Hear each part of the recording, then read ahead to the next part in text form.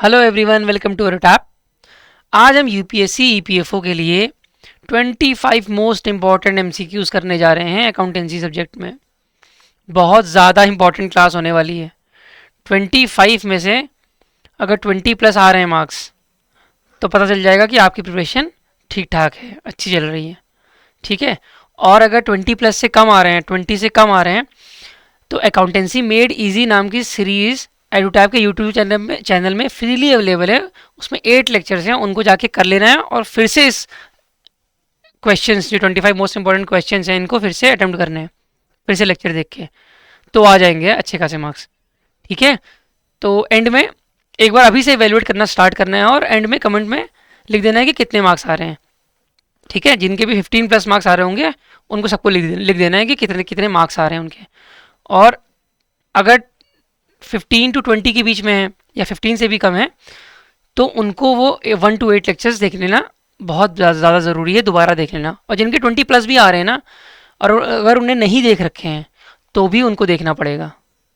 ठीक है। उनको बस ये है कि 1.5 की स्पीड में देखना पड़ेगा, क्योंकि बहुत डिटेल में 1 to 8 लेक्चर्स किए गए हैं जो कि पूरे लगभग 80 to 90% अकाउंट्स यूपीएससी ईपीएफओ के एग्जाम के हिसाब से प्रिपेयर करा दिया गया है, जो प्रीवियस ईयर के पैटर्न्स हैं उस बेसिस में।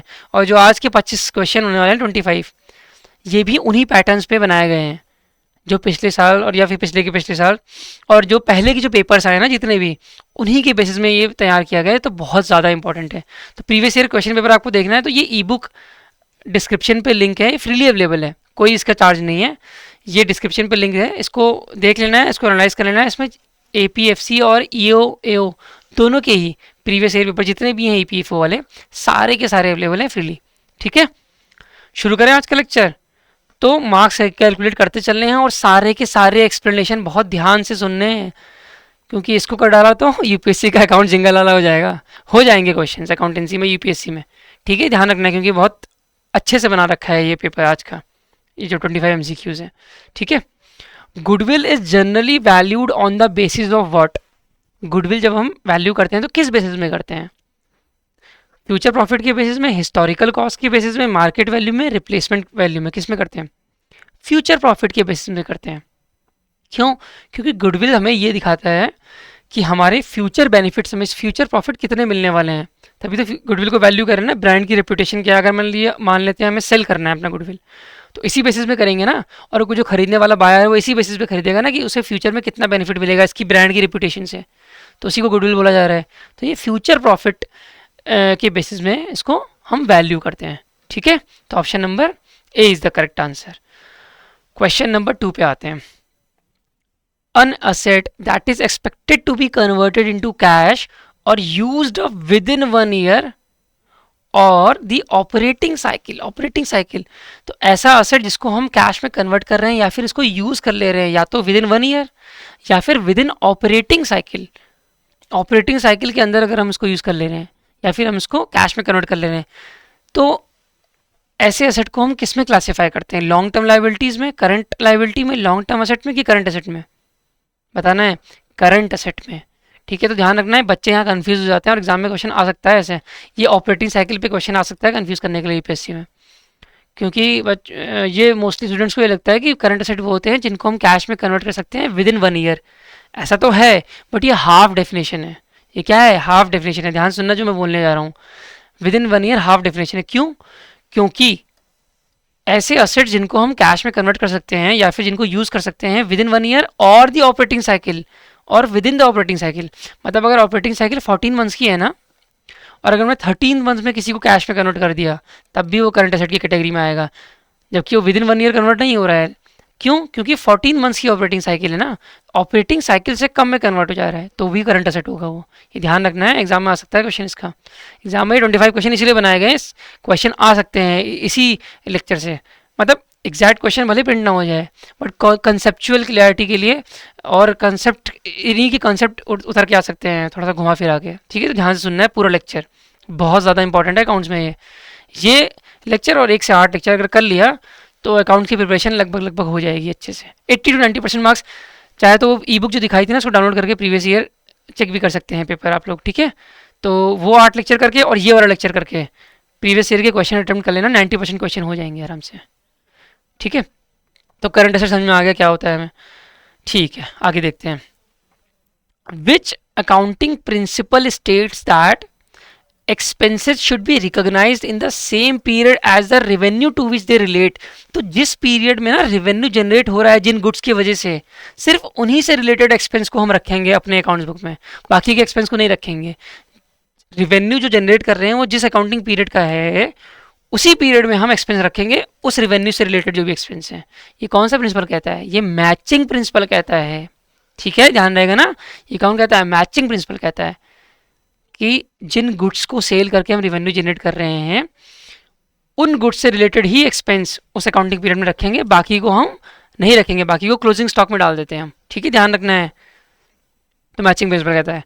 फिर कंजर्वेटिज्म प्रिंसिपल भी है, रेवेन्यू रिकॉग्निशन है, मटेरियल, ये सब हम डिस्कस कर चुके हैं अच्छे से। मैं एक बार दोबारा बता दे रहा हूँ जिससे कि ये लेक्चर बहुत ही फ्रूटफुल हो जाए, कि हम एक क्वेश्चन में 4 क्वेश्चन पढ़ लें, क्योंकि एक तो क्वेश्चन हो गया जो आंसर है, बाकी भी देख लेते हैं। कंजर्वेटिज्म प्रिंसिपल क्या कहता है कि अगर हम एंटिसिपेट करते हैं लॉसेस फ्यूचर के तो उसको रिकॉर्डिंग कर लेते हैं तुरंत, उसको रिकॉर्ड कर लेते हैं तुरंत।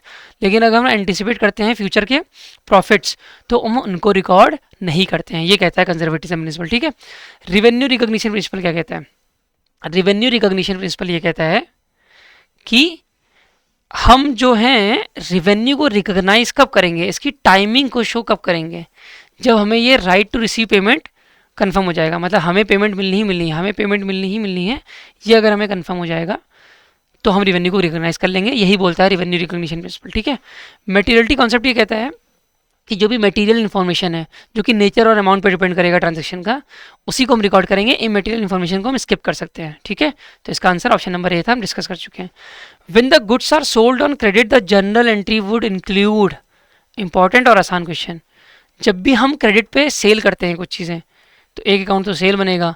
सेल क्या है? इनकम है, इनकम बढ़ती है तो क्या करते हैं? क्रेडिट, तो सेल अकाउंट क्रेडिट हो जाएगा।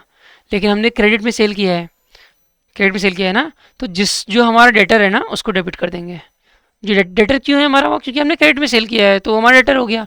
और डेटर क्या है? असेट है, तो असेट बढ़ता है तो क्या करते हैं? डेबिट करते हैं, तो डेटर्स को क्या करेंगे? डेबिट कर देंगे। देखते हैं ऑप्शंस क्या क्या हैं। Sales to debit to sales, no. Debit to debtors, credit to sales, yes. Option number B is the correct answer. ठीक है, 4 में से चारों सही होंगे मेरे ख्याल से अभी तक तो आपके। विच financial statement reports the financial position of a company at a specific point in time. At a specific point in time keyword है यहाँ पे। कौन सा फाइनेंशियल स्टेटमेंट है जो फाइनेंशियल पोजीशन दिखा रहा है but at a specific point of time? तो स्पेसिफिक पॉइंट ऑफ टाइम में बैलेंस शीट को कंसिडर करते हैं, क्योंकि at the end of the year balance sheet बनती है at a specific point of time. Balance sheet क्या दिखाता है? फाइनेंशियल पोजीशन दिखाता है, मतलब असेट दिखाता है, लायबिलिटी दिखाता है at the point of making it, मतलब at the specific point of time, जिस डेट में बन रही होगी बैलेंस शीट। ठीक है, ये ध्यान रखना है। Income statement for the whole year income दिखाता है, पूरे साल कितनी इनकम हुई है, पूरे साल में कितनी इनकम हुई है, ये नहीं कि एक दिन में कितनी इनकम हुई है, पूरे साल की इनकम दिखाता है। ठीक है, तो स्पेसिफिक पॉइंट मतलब बैलेंस शीट। ठीक है, answer option number B is the correct answer. In the context of depreciation the straight line method allocates an equal amount of depreciation expense. अब डेप्रिसिएशन हम करते हैं, डेप्रिसिएशन में स्ट्रेट लाइन मेथड यूज करते हैं। ठीक है, डेप्रिसिएशन क्या होता है? Allocation of cost, allocation of assets cost over its useful life. तो स्ट्रेट लाइन मेथड जब यूज कर रहे हैं तो हम एलोकेट कैसे कर रहे हैं इक्वल अमाउंट को? Over the useful life in the first year only, in the last year based on the market value, no no no, option number A is the correct answer। Useful life तक हम उस asset के cost को बांट देते हैं। ठीक है, क्या करते हैं? असेट की कॉस्ट है कुछ, उसको एक साल में नहीं कंसिडर करेंगे, उसको यूजफुल लाइफ में डिवाइड करके एलोकेट करेंगे हर साल। ठीक है सर, हमें समझ में आ गया, आगे बढ़ते हैं। ठीक है, आगे बढ़ते हैं। Question number 7, when a company receives cash in advance from a customer, it would record transaction as what? तो हमने कैश रिसीव कर लिया तो कैश अकाउंट डेबिट हो जाएगा, लेकिन हमें कैश इन एडवांस हमने रिसीव किया है, मतलब लायबिलिटी हो गई है हमें, क्योंकि उनको सर्विसेज प्रोवाइड करनी पड़ेंगी या गुड्स प्रोवाइड करने पड़ेंगे ना, तो हमारे अंदर हमें लायबिलिटी भी क्रिएट हो गई, लायबिलिटी भी क्रिएट हो गई, हमने कैश भी रिसीव कर लिया। तो लायबिलिटी क्रिएट होती है तो लायबिलिटी अकाउंट को करते हैं, जब बढ़ती है तो क्रेडिट करते हैं, कैश अकाउंट जब बढ़ता है तो डेबिट करते हैं। तो देखते हैं कहाँ है, debit to cash, credit to unearned revenue. हाँ, ये पहला आंसर मिल गया हमें, हमने रेवेन्यू अर्न थोड़ी किया था, ये तो हमने अनअर्न्ड था, लेकिन ये लायबिलिटी है तो क्रेडिट कर दिया, कैश डेबिट था, हो गया। ये ध्यान रखना है, एग्जाम में क्वेश्चन आ सकते हैं 25 में से बहुत सारे, ठीक है। फिर बाद में नहीं कहना कि बताया नहीं था करके। 25 क्वेश्चन इंपॉर्टेंट है बहुत सारे, क्योंकि ये कैश इन एडवांस का क्वेश्चन है, अनअर्न्ड रेवेन्यू, प्रीपेड एक्सपेंसेस, ये सब क्वेश्चन बन सकते हैं एग्जाम में, यूपीएससी बहुत तेज़ है। तो ये हो गया इसका क्वेश्चन, ठीक है। इसका आंसर हो गया ऑप्शन नंबर ए, हमने डिस्कस कर लिया है। जनरल एंट्री, कैश आया था, असेट बढ़ गया तो डेबिट कर दिया, अनअर्न्ड रेवेन्यू लायबिलिटी थी, बढ़ गई तो क्रेडिट कर दिया, तो अनअर्न्ड रेवेन्यू क्रेडिट, ठीक है, option number A. Question number 9 हमारे पास आ गया, विच one of the following is an example of current liability. तो सेम क्वेश्चन जैसे करंट असेट का था। करंट लायबिलिटी वो सारी ऑब्लिगेशंस हैं जो हमें विद इन 1 ईयर पे करनी है, जो हमें विद इन 1 ईयर पे करनी है, या फिर विद इन ऑपरेटिंग साइकिल पे करनी। ध्यान रखना है, विद इन 1 ईयर या विद इन ऑपरेटिंग साइकिल, ठीक है। तो अकाउंट्स पेबल ही इसका आंसर है, क्योंकि बिल्डिंग तो लॉन्ग टर्म है, कॉमन स्टॉक नहीं लॉन्ग। तो अकाउंट्स पेबल को हमें 1 साल के अंदर पे करना पड़ता है, विद इन ऑपरेटिंग साइकिल पे करना पड़ता है। तो इसका आंसर क्या है, ऑप्शन नंबर बी, ठीक है। अकाउंट्स पेबल होता क्या है मालूम है ना, अकाउंट्स पेबल वो होता है जो सप्लायर को पे करने पड़ते हैं। हमें सप्लायर ने हमें सामान बेचा, ठीक है, हमने उसको रुपए नहीं दिए, तो अब वो अकाउंट्स पेबल में कन्वर्ट हो जाएगा, हमें पेमेंट करनी पड़ेगी उसको, ठीक है। जो हमारे क्रेडिटर्स हैं उनको, गुड्स एंड सर्विसेज के क्रेडिटर्स हैं, उनको बोला जाता है अकाउंट्स पेबल में, फॉर्म पे लिखते हैं उसको, ठीक है। अब हमारे पास क्वेश्चन नंबर 9 आ गया, an account which is open to record the difference between the debit and credit sides of an account is called what. Trial balance, याद आया कुछ, ट्रायल बैलेंस में बनाते थे सस्पेंस अकाउंट, ठीक है। क्यों बनाते थे, पढ़ाया था ये भी, फिर बता देता हूँ। किसी भी अकाउंट का अगर डेबिट और क्रेडिट मैच नहीं कर रहा है, डेबिट मतलब डेबिट और क्रेडिट इक्वल नहीं है, मैच नहीं कर रहे हैं, डेबिट बड़ा है क्रेडिट छोटा है, तो दूसरा अकाउंट कौन सा खोलते हैं। अगर कोई और अकाउंट नहीं है हमारे पास, सस्पेंस अकाउंट खोलते हैं। क्या खोलते हैं, सस्पेंस अकाउंट खोलते हैं, ठीक है। तो अगर डेबिट बढ़ा हुआ है और अगर हमें उसको एडजस्ट करना है, मैचिंग करनी है उसकी, और कोई अकाउंट नहीं है हमारे पास, दूसरी एरर नहीं मिल रही हमको, तो सस्पेंस अकाउंट को क्रिएट कर देंगे, ठीक है। पर ये टेम्प्रेरी अकाउंट होता है, इसको क्लोज करना पड़ता है। तो option number A is the correct answer. 9 question हो गए, कितने मार्क्स आ रहे हैं, कितने मार्क्स आ रहे हैं। विच one of the following is not a component of working capital. तो पहले हमें वर्किंग कैपिटल पता होना चाहिए इसके लिए, इस क्वेश्चन को अटेम्प्ट करने के लिए। वर्किंग कैपिटल मैं बता देता हूँ क्या होता है। Current asset minus current liability होती है, और करंट असेट हम सीख चुके हैं, वो सारे असेट्स जिसके बेनिफिट हमें 1 साल के अंदर या फिर ऑपरेटिंग साइकिल के अंदर मिलने वाले हैं, वो करंट असेट हैं। करंट लायबिलिटी वो सारी ऑब्लिगेशंस हैं जिन्हें हमें पे करना है विद इन 1 ईयर या फिर with in operating cycle. Working capital हमें सर समझ में आ गया, आप आगे ऑप्शन पढ़ें, हम तो कर लेंगे इस क्वेश्चन को, ठीक है। देखते हैं, इसको मार्क्स में जोड़ लेना अपने, क्योंकि वर्किंग कैपिटल आ गया तो क्वेश्चन हो गया। कैश नॉट पूछा है, नॉट अ कंपोनेंट, कैश तो कंपोनेंट हो सकता है। Account receivable current asset current liability में आता है, इन्वेंट्री भी आता है, बिल्डिंग नहीं आता सर, बिल्डिंग नहीं आता। तो option number D is the correct answer. क्या बात है, क्या बात है, अकाउंटेंसी आ गई आप लोगों को, ठीक है। The term amortisation, term amortisation, sir ये तो आपने सर 1 to 8 लेक्चर्स में भी नहीं कराया, हमने तो कर लिया है ये। यूपीएससी मेरे लेक्चर देख के थोड़ी पेपर बनाने वाला है, कुछ तो ट्रिक मैं भी डालूंगा ना, कुछ तो डिफरेंट मैं भी डालूंगा कि नहीं डालूंगा। इस चीज़ के लिए तैयार रहना है, कुछ कुछ वर्ड्स, कुछ कुछ टर्मिनोलॉजीज अलग आ जाएंगी, लेकिन हमें वहाँ लॉजिक यूज़ करना है। ये क्वेश्चन हो जाएगा, बहुत आसान क्वेश्चन है, ठीक है। तो एमोर्टाइजेशन, क्योंकि यूपीएससी ज़रूरी थोड़ी जो आपने पढ़ा है वही देगा, लेकिन जो आपने पढ़ा है ना उससे कनेक्टेड कुछ आ सकता है, उससे कनेक्टेड भी आएगा ना, तो क्वेश्चन अटेम्प्ट हो जाते हैं एलिमिनेशन मेथड से।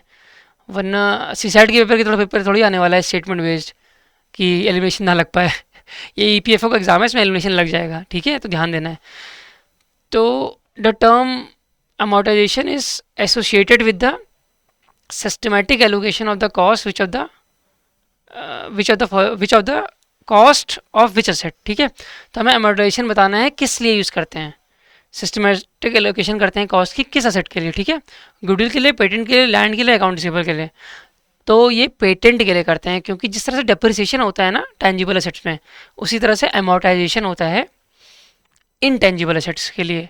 तो ये पेटेंट के लिए यूज़ करते हैं amortization। ये भी कॉस्ट को एलोकेट किया जा रहा है different for the long accounting periods, right, for the different accounting periods. तो amortization यूज़ करते हैं जिस तरह से हम डेप्रिसिएशन यूज़ करते थे, ठीक है। तो पेटेंट हमने पढ़ लिया।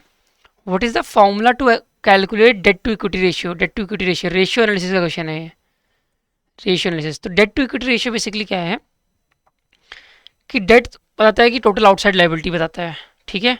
इक्विटी बताएगा शेयर होल्डर्स फंड, या फिर टोटल इक्विटी भी बोल सकते हैं इसको, या शेयर होल्डर्स फंड भी बोल सकते हैं, शेयर होल्डर इक्विटी को जी बोल सकते हैं। तो देखते हैं कौन सा अप्रोप्रिएट आंसर है इसका। Total liability upon total equity, हाँ ये आंसर हो सकता है। अभी देखते हैं कुछ मोस्ट अप्रोप्रिएट आंसर भी है क्या इसके अलावा, सिर्फ आउटसाइड लायबिलिटी तो नहीं लिख दिया कहीं पे, ये भी देख लेते हैं। टोटल इक्विटी नहीं, इससे ज़्यादा सही है, ये तो गलती है, टोटल इक्विटी पहले ले लिया ना, total liability upon total equity, ये भी नहीं, शेयर होल्डर फंड नहीं, ठीक है, आउटसाइड नहीं लिखा है ना कहीं पे, तो पहला आंसर मोस्ट अप्रोप्रिएट है, total liability upon total equity, ठीक है। डेट टू इक्विटी रेशियो में पढ़ चुके हैं। अब आया हमारे पास under which one of the following accounting standard are leases classified as finance leases और operating लीजेस।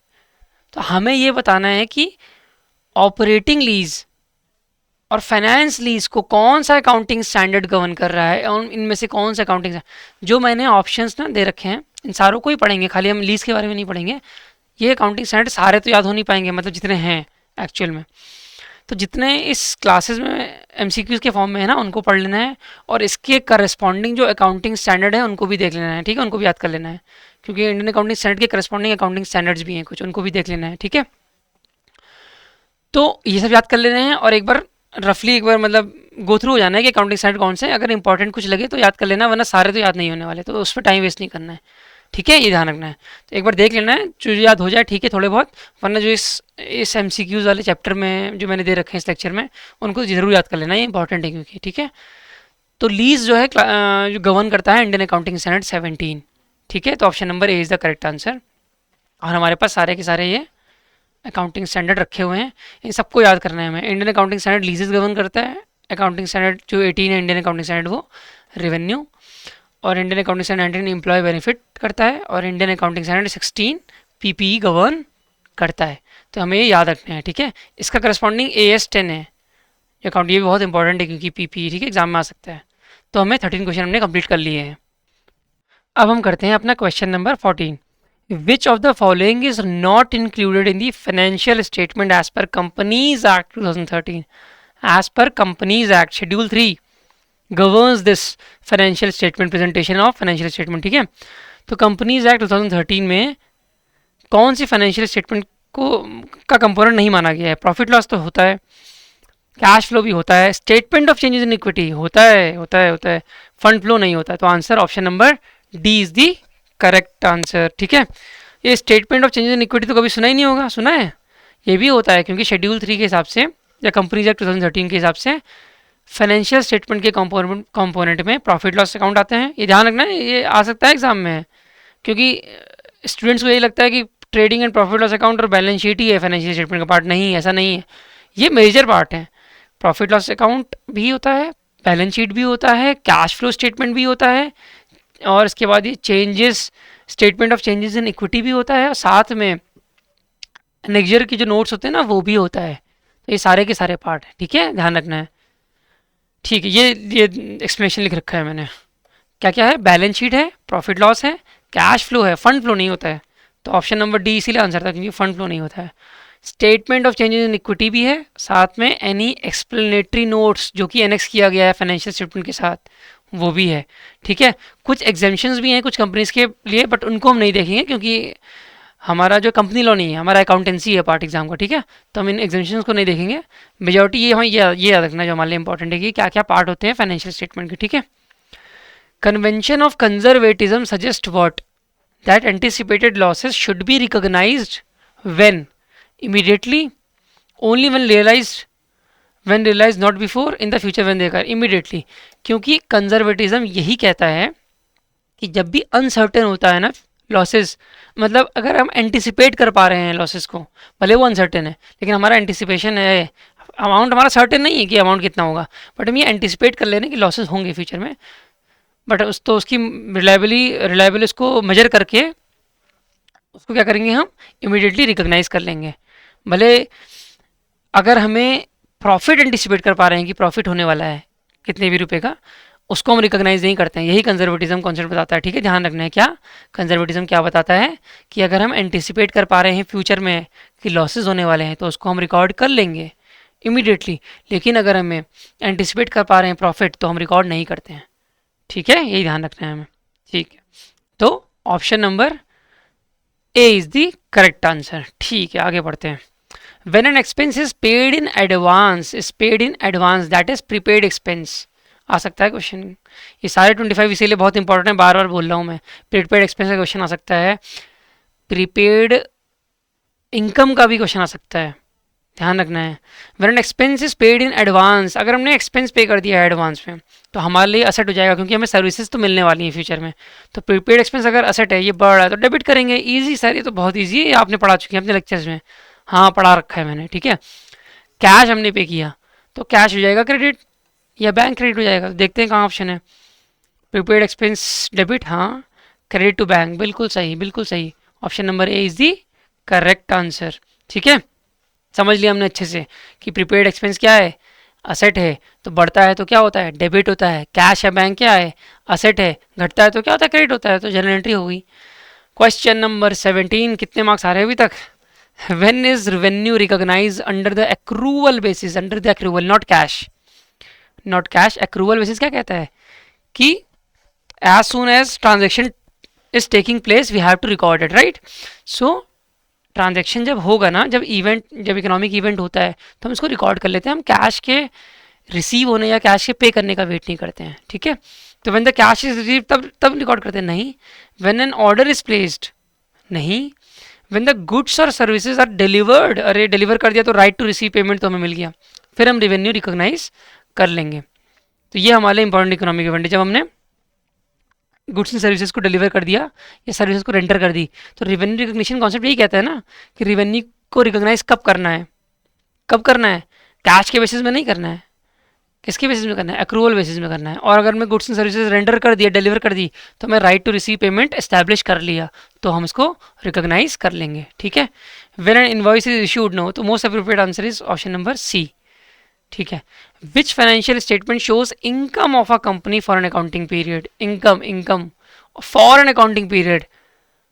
Specific point of time में नहीं पूछ रहा है कि on accounting, on a specific point of time ना, वो बैलेंस शीट था, फॉर एन अकाउंटिंग पीरियड, तो उसका मतलब है प्रॉफिट लॉस स्टेटमेंट, क्योंकि ये इनकम दिखा रहा है, ठीक है।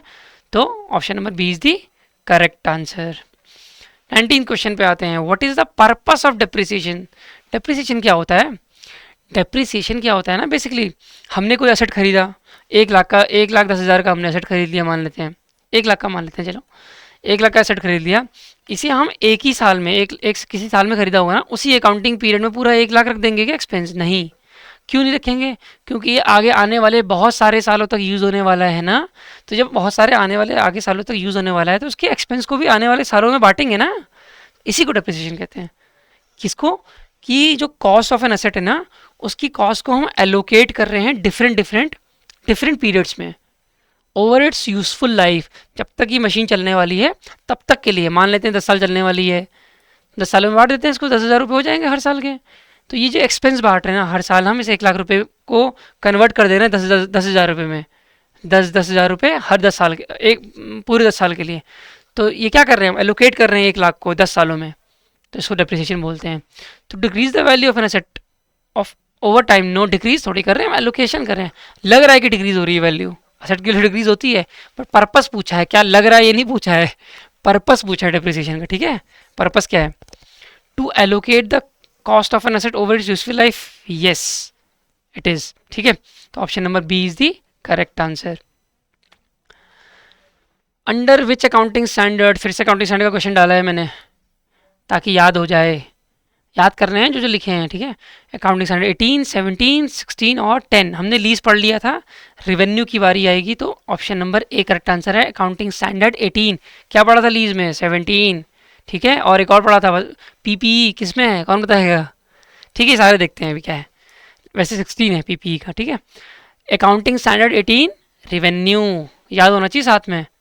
17 AS17 इंडियन AS17 है, ध्यान रखना है। इसके करस्पॉन्डिंग जो अकाउंटिंग स्टैंडर्ड है वो भी याद करने हैं आपको, ठीक है। कुछ मेहनत करनी नहीं आता तो अच्छा ये कमेंट में लिख देना, ठीक है। कमेंट में लिख देना कि इंडियन अकाउंटिंग स्टैंडर्ड जो हम पढ़ रहे हैं ना ये इस लेक्चर में, इनके करस्पॉन्डिंग जो अकाउंटिंग स्टैंडर्ड हैं, देखते हैं किसको आता है, कौन कौन याद कर लेता है इसको, ठीक है। भले नेट से देख के याद करके लिख के दिखाना मेरे को क्या क्या है, थोड़ी मेहनत लगेगी, और याद है तो बहुत अच्छी बात है। इंडियन अकाउंटिंग स्टैंडर्ड 18 के करस्पॉन्डिंग अकाउंटिंग स्टैंडर्ड कौन सा है, एएस कौन सा है, एक मैं बता देता हूँ। AS16 पीपी का AS10 है, एक मैंने हेल्प कर दी लेकिन लिखने चाह रहा हूँ फिर भी, बाकी सारे ये वाले क्वेश्चन में भी और जो प्रीवियस ईयर क्वेश्चन किया था अगर उसमें कुछ अलग है तो सारे लिखने हैं, ठीक है। सारे के सारे पहले लिखना इंडियन अकाउंटिंग स्टैंडर्ड 18, फिर डैश करके अकाउंटिंग स्टैंडर्ड जो इसका करस्पॉन्डिंग है, ठीक है। जैसे इंडियन अकाउंटिंग स्टैंडर्ड 16 करस्पॉन्डिंग क्या है, अकाउंटिंग स्टैंडर्ड है, अकाउंटिंग स्टैंडर्ड 10 पीपीई का। इस तरह सारे लिखने हैं, ठीक है, चारों के चारों, ठीक है। What is the purpose of trial balance, trial balance का पर्पस क्या है ये भी पढ़ा चुका हूँ मैं। ट्रायल बैलेंस क्या करते हैं, trial balance basically accuracy check करता है अकाउंट्स के डेबिट, टोटल डेबिट और टोटल क्रेडिट में कि दोनों बराबर हैं कि नहीं है। अरिथमेटिकल एक्यूरेसी चेक करता है अकाउंट्स के लिए कि उनके टोटल डेबिट और टोटल क्रेडिट इक्वल है कि नहीं। तो देखते हैं क्या लिखा है, to record all financial transaction of a business to verify the accuracy, yes second is the correct answer, ठीक है। Question number 21, the purpose of a trial balance is to verify, question number 21 नहीं, solution है, ये हम पढ़ चुके हैं trial balance का क्या है, ठीक है। 22, when a company page cache for a liability, cash पे कर रहा है लायबिलिटी के लिए, तो लायबिलिटी डिक्रीज हो रही है तो क्रेडिट करेंगे कि डेबिट करेंगे, डेबिट करेंगे, पढ़ा चुका हूँ मैं। अगर लायबिलिटी इंक्रीज कर रही है तो डेबिट करते हैं, क्रेडिट करते हैं, और लायबिलिटी अगर डिक्रीज कर रही है, लायबिलिटी यहाँ क्या कर रही है, डिक्रीज, तो डेबिट करें। हमने कैश पे कर दिया ना लायबिलिटी के लिए, हमने कैश पे कर दिया लायबिलिटी के लिए, तो लायबिलिटी क्या करोगी, डिक्रीज होगी, और डिक्रीज होने में क्या करते हैं, डेबिट करते हैं। और हमने कैश पे किया तो कैश अकाउंट तो क्रेडिट होगा, ये तो ईजी है, ठीक है। तो देखते हैं कि लायबिलिटी डेबिट कहाँ हो रही है, हाँ लायबिलिटी डेबिट हो रही है और असेट अकाउंट क्रेडिट हो रहा है, हाँ ठीक है, option number B is the correct answer है ना, ठीक है। और क्वेश्चन नंबर 23, 22 कर लिया ना, हाँ 23, under the straight line method of depreciation how is the depreciation expense calculated, important है, न्यूमेरिकल भी आ सकता है। फॉर्मूला बेसिकली पूछा डेप्रिसिएशन का क्या है, डेप्रिसिएशन हम पढ़ चुके थे ना, एक बार फिर से बता देता हूँ मैं। इस फॉर्मूले के हिसाब से 1,10,000 मान लेते हैं कि डेप्रिसिएशन है, मतलब कॉस्ट एसेट की, 10 सालों में इसको एलोकेट करना है। At the end of 10 year क्या हो रहा है ना, 10,000 का स्क्रैप बच जा रहा है हमारे पास, मशीन ख़राब हो गई है लेकिन तब भी 10,000 रुपये में बिक जा रहा है ये, तो हम 1,10,000 को थोड़ी बांटेंगे 10 सालों में ना, क्योंकि 10,000 रुपये बाद में और मिलने वाले हैं स्क्रैप वैल्यू। तो अब हम क्या करेंगे, कैसे निकालेंगे, 1,10,000 माइनस 10,000 कर देंगे, 1,10,000 माइनस 10,000 कर देंगे, तो 1,00,000 जो है असेट की वैल्यू निकल के आएगी जो हम एलोकेट करने वाले हैं 10 ईयर्स के लिए। तो हमने क्या किया, फिर इसको 10,000 रुपये बढ़ गए, हर 10 सालों में 10 साल के लिए 10,000 रुपये एलोकेट हो जाएंगे। तो हमने क्या किया, जो कॉस्ट थी उसको स्क्रैप वैल्यू से माइनस किया, फिर डिवाइड किया यूजफुल लाइफ से, यूजफुल लाइफ अगर 10 ईयर्स है तो फॉर्मूला इसका ऑप्शन नंबर सी है, cost of the asset minus sellers value divide by useful life. तो याद करने की भी जरूरत नहीं है, मैंने समझा दिया है, तो एग्जाम में हो जाएंगे क्वेश्चन, ठीक है। ऐसे करके फॉर्मूला बनाना सिखा दिया कैसे बनते हैं, ठीक है। Question number 24, what is the primary purpose of a bank reconciliation statement. तो बीआरएस क्या होता है, बीआरएस बेसिकली क्या करता है ना, जो बैंक स्टेटमेंट होता है ना, जिसको हम पासबुक से देखते हैं या ऑनलाइन देखते हैं, जो बैंक बैलेंस होता है हमारा, जो बैंक बैलेंस हम देखते हैं ना वो, और जो हमारे पास जो कैश बुक नहीं है, कैश बुक या बैंक बुक बोल सकते हैं, कैश बुक बोलते हैं, ऐसा ये कन्फ्यूजन क्रिएट ना हो। तो जो हमारे पास कैश बुक के थ्रू जो हमारे पास बैलेंस मिला है ना हमको, इन दोनों बैलेंस को चेक करते हैं कि बराबर हैं कि नहीं है, क्योंकि अकाउंट तो हमारा ही है, हम अपने प्रिपेयर कर रहे हैं, बैंक भी प्रिपेयर कर रहा है अपना, बैंक अपना प्रिपेयर करना ना कि बैंक से कितने रुपए जा रहे हैं। और हम भी कैश बुक में डबल कॉलम कैश बुक थी हमारे पास, याद है, जिसमें बैंक कॉलम था, या फिर बैंक कॉलम ही प्रिपेयर कर रहे हैं मान लेते हैं। तो बैंक अगर बुक प्रिपेयर कर रहे हैं बैंक के रुपए के लिए कि कितने बैंक में रुपए हैं, दोनों को मैच करेंगे कि बैंक बैलेंस में कितना है एक्चुअल में और हमारी बुक में कितना है, दोनों को मैच करेंगे, दोनों बराबर होने चाहिए, इसीलिए भी बीआरएस यूज़ करते हैं। अगर मैच नहीं करते हैं तो क्या करते हैं, गलतियाँ ढूंढते हैं, उसको फिर एडजस्टमेंट करते हैं उनको, ठीक है। तो क्या करता है, to calculate the bank charges, no, to reconcile the difference between the bank balance and the company's cash book, हाँ करेक्ट, अभी समझाया ना, कैश बुक या बैंक बुक बाकी बात एक ही है, ठीक है। तो option number B is the correct answer. 25th question है, when a company borrows money, अच्छा लायबिलिटी बढ़ रही है, लायबिलिटी बढ़ रही है, बोरो किया ना, कैश तो बड़ा बड़ा, लायबिलिटी भी बढ़ गई, ठीक है। तो रिकॉर्ड कैसे करेंगे, तो कैश बढ़ रहा है तो पहली बात तो डेबिट कैश, सब में डेबिट कैश दे रखा है तो एलिमिनेट कुछ नहीं हुआ, ठीक है। लेकिन हम क्रेडिट क्या करेंगे, लायबिलिटी बढ़ रही है ना, तो लायबिलिटी बढ़ती है तो क्या करते हैं, क्रेडिट करते हैं, अभी बताया था।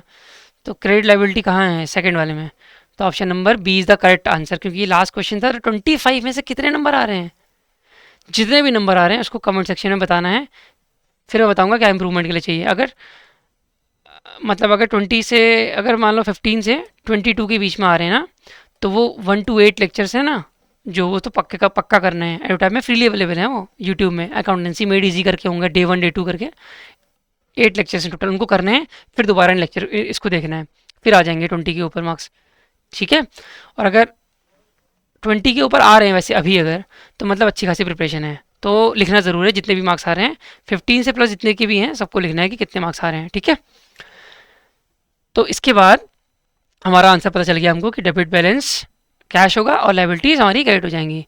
अब हमारा रैपिड रिवीजन बैच जो है चालू हो चुका है। अगर हमें तेज़ी से रिवाइज करने हैं, खाली अकाउंट्स में नहीं, सारे सब्जेक्ट्स में 3 वीक का शेड्यूल है। 100 जो है लाइव आर क्लासेस हैं, जिसमें 1000 मोस्ट इंपॉर्टेंट टॉपिक्स हैं। तो ये रिवीजन के लिए बहुत अच्छा बैच है, मतलब रिवीजन तो बहुत अच्छे से हो जाएगा सारे सब्जेक्ट्स का। तो जिसको भी ज्वाइन करना है डिस्क्रिप्शन में है लिंक, जाके चेकआउट कर सकता है, ठीक है। Ta ta bye bye, thank you.